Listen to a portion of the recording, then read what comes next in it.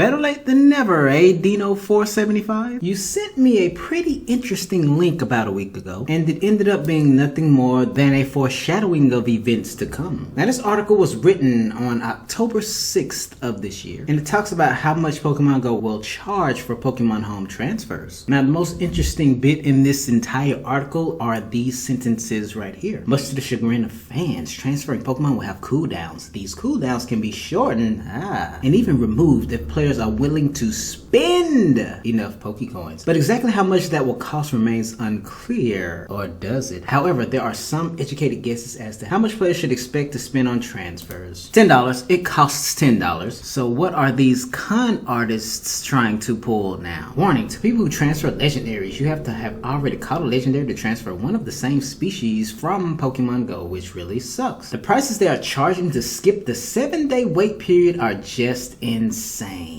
I just saw the stupid Pokemon Go transfer requirements for Pokemon Home and they suck. Putting something like that on a long ass timer, not okay. Why would you make it level 40 in order to transfer to Home? This sucks, man. I'm only level 21, so screw me, I guess. The monetization is really egregious. One shiny legendary or 4 non-legendary shinies, then you need to either wait a week to do it again or spend 1,000 coins, which is the equivalent of $10. That's scummy. I mean, you can get a clear idea from the Twitter feed about how awesome Pokemon Go transfers into Home really are. So what's the rundown? Limited transfer, 1,000 Pokecoins to refill energy, almost an entire week to refill energy. Can't transfer legendary Pokemon you haven't caught in Sword and Shield. That's news to me. Can only transfer 4 shinies maximum. Shiny Legends Mythicals cost all of that energy. More energy for higher powered Pokemon. I seriously don't understand what people are griping about. Niantic have continued to roll out the home connectivity, and now players level 24 and over are now able to transfer their Pokemon from Go to Home. So at least there's an improvement here, but what are you guys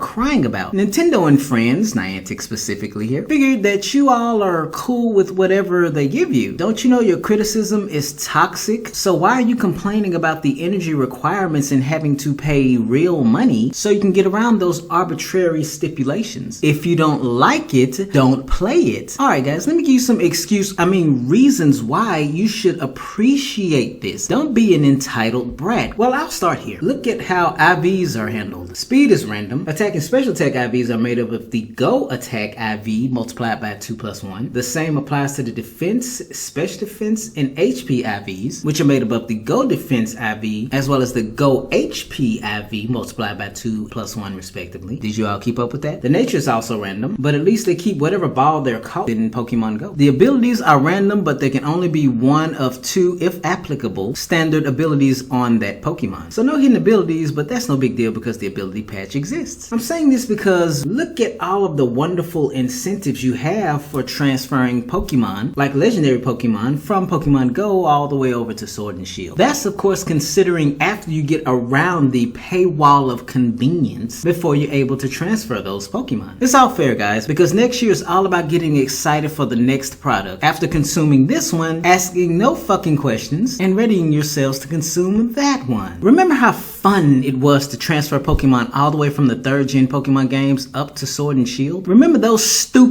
logical, not arbitrary limitations where you could only transfer 6 Pokemon at a time out of hundreds, because back then 386 Pokemon was still a big fucking number, and you couldn't transfer things with HMs. Oh yeah, you had to play some galaxy brained mini game just to reclaim Pokemon you already caught. That applies to Pal Park, as well as the Poke Transfer feature in Black White, Black 2, and White 2. Do you see the similarities, ladies and gents? Nothing has changed concerning Game Freak's and even Niantic's stupid ass outfit of having all of these absolutely arbitrary, tedious, and absolutely unnecessary requirements just for you to reclaim Pokemon in another piece of software that you already own. Yeah, I can only put up with my own sarcasm for so long. If there was ever a time criticism could only get more and more necessary. The fact that there are limitations to begin with just says how fucking stupid stupid the whole feature is. I have yet to get around to playing it a single time in my life, nor do I garner any interest in Pokemon Go. But seeing the stipulations and no real incentives, for me personally, what's the point? Waiving this trifling ass paywall of convenience in people's faces, because who the fuck is gonna wait a whole week just to transfer some more Pokemon? God forbid, or whatever the fuck you believe in, that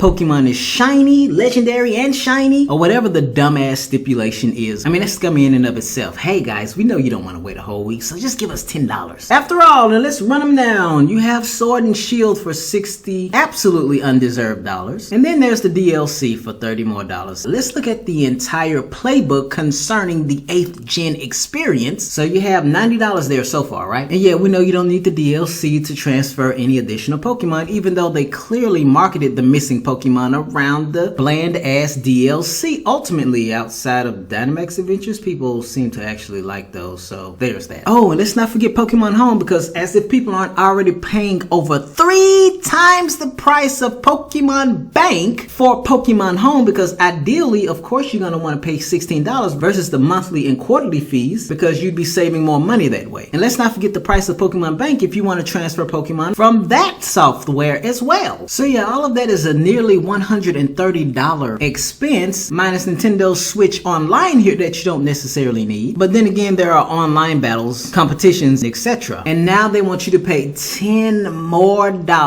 just to transfer Pokemon from Pokemon Go. You know, this immediately reminds me of the botched Go Fests of the past, where they can't seem to get it together, because all of that smooth-brained shit ended up trickling into this. Just let people transfer their fucking Pokemon from Pokemon Go into Sword and Shield and Home. Imagine having to juggle your files where you have to play mini games, have a cooldown period, and get charged some stupid ass premium just because you can't wait a whole week just to transfer more of your files. They clearly don't understand the concept of a cloud service, and conning people while hindering it with all these arbitrary stipulations is not it, chief. This is your basic rundown of all the bullshit you gotta deal with. Anything you can get in Pokemon Go, you can get in Sword and Shield and previous games without some stupid ass limitations that have no reason to exist whatsoever. There's no logic to it, on top of a $10 paywall of convenience because you can't wait. Forms of certain Pokemon will revert, like Origin Form Giratina, Sunshine Sharon, etc. And on top of that, the things that are not compatible with Sword and Shield, like Spender here and all these costume Pokemon, can't be transferred into Sword and Shield anyway. So are they trying to shoo people away from Pokemon Go in reality here? I mean, there's nothing much to say beyond that. You have these dumbass limitations, because why do you have to perform extra steps after catching the Pokemon in Pokemon Go? This is very reminiscent of PAL Park and the Poke Transfer features. It's amazing that stupid fucks like this are actually hired and allowed to sit in a boardroom and make these types of zombie-brained decisions, which of course is yet another clear case of profit over consumer. Yeah, more anti-consumer bullshit. Who is surprised at this point? So there's your Pokemon Go transfer service, and it is every bit as perfect as Sword and Shield surely are. I guess the only silver lining in all of this is that there's massive room for improvement. Before, only level 40 players could even transfer their Pokemon to Pokemon Home. Now they're down to allowing players at level 24 and over to do the same. I just don't understand why they can't allow everyone to transfer it. Is it really that hard? Are they that incompetent that they can't understand programming code either? That question, by the way, is rhetorical. So tell me all of your lovely experiences you're having transferring your Pokemon from Pokemon Go, ladies and gents. And hey, don't be toxic. You must love every and anything the Pokemon Company and their cohorts bless you with. Why? Because Sword and Shield are the fastest selling Pokemon games ever. And only true Pokemon fans can understand